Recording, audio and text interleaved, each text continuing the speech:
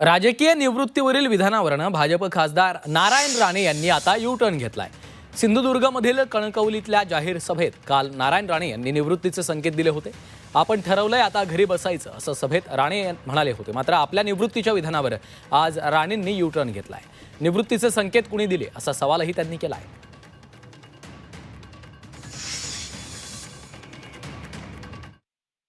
पण कारस्थान राजकारणात कारस्थान नावाचा शब्द आहे। तेव्हाही अडचण आली, मला आत्ताही आली, पण आता मी ठरवलं या शब्दाला पूर्णविराम द्यायचा, आपण घरी बसायचं। त्याला विचारलं कशात त्रास कारस्थान करायला, पण घरी बसू। दोन्ही मुलगे चांगले आहेत, त्याला एकच शब्द सांगला, बेटा नांदा सौख्य बन, चांगली नांदा, चांगलं काम करा, नाव कमवा, आणि दोनही अतिशय चांगलं काम करतात। असं नाही, वाक्य माझं नीट बघ,